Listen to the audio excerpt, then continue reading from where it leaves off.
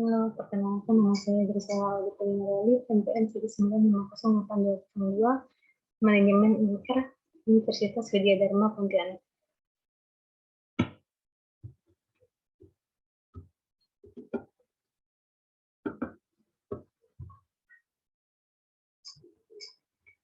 Kali ini saya akan membahas materi mengenai persepsi konsumen dan informasi.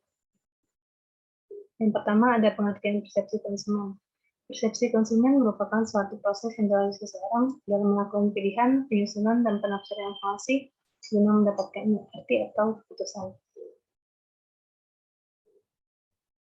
Menurut Kotler dan Keller, persepsi konsumen adalah proses di mana kita memilih, mengatur, dan memasukkan informasi untuk menciptakan gambaran dunia yang mengerti.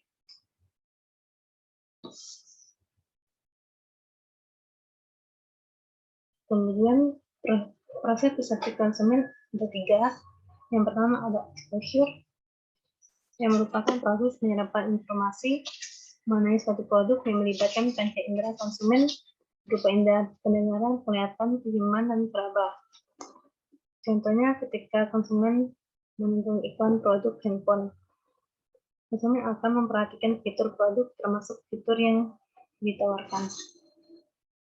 Selanjutnya ada tahap attention, tahap di mana konsumen mengolah informasi yang telah ia dapatkan pada tahap sensasi. Konsumen akan membandingkan antara informasi yang baru dan pengetahuan yang ia miliki.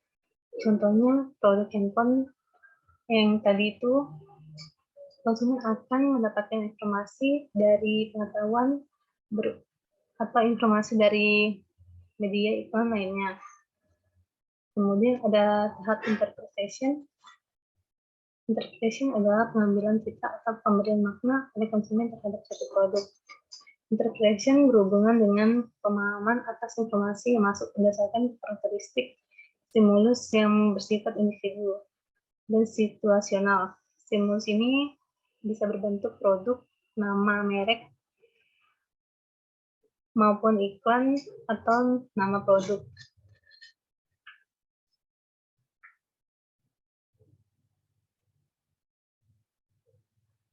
Selanjutnya ada pengertian citra. Menurut Kotler dan Keller, citra merek adalah nama istilah, tanda, simbol, desain, atau kombinasi dari hal-hal tersebut yang dimaksud untuk mengidentifikasi barang atau jasa dari seseorang atau sekelompok penjual dan untuk membedakannya dari barang atau jasa dari produk persaing. Contohnya ketika kita berpikir mengenai minuman bersoda, tentu hal yang pertama yang kita pikirkan adalah Coca-Cola.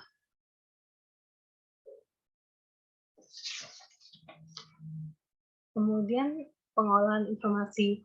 Pengolahan informasi adalah cara bagaimana seseorang mempersepsikan, mengorganisasi, dan mengingat sejumlah besar informasi yang diterima setiap hari dari lingkungan sekeliling.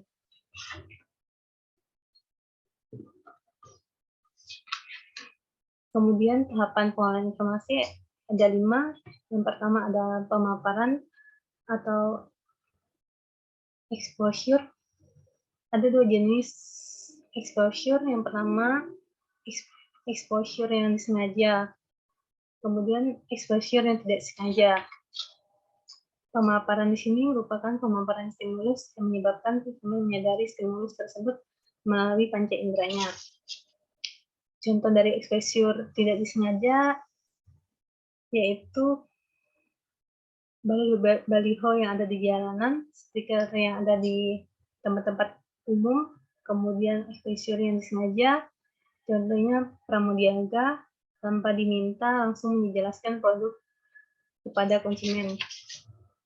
Kemudian ada perhatian, merupakan kapasitas pengolahan yang dialokasikan konsumen terhadap stimulus yang masuk. Tidak semua stimulus yang dipaparkan dan diterima konsumen akan memperoleh perhatian.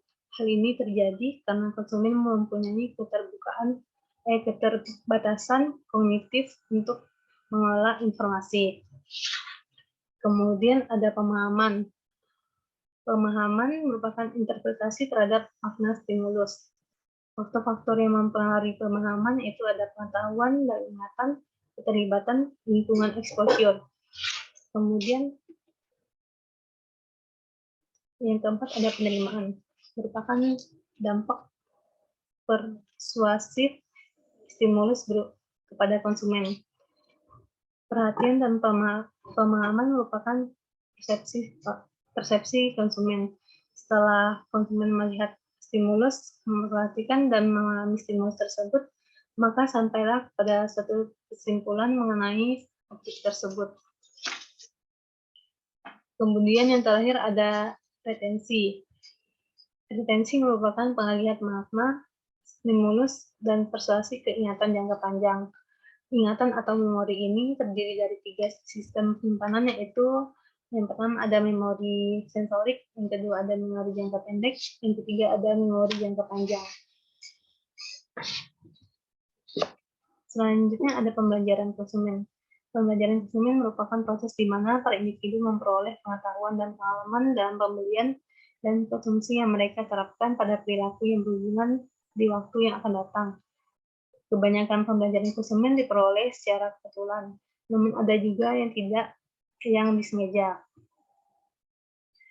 Kemudian syarat proses belajar konsumen ada 4. Yang pertama ada motivasi, yaitu pendorong dari dalam diri konsumen. Yang kedua ada syarat, yaitu stimulus mengarahkan motivasi tersebut.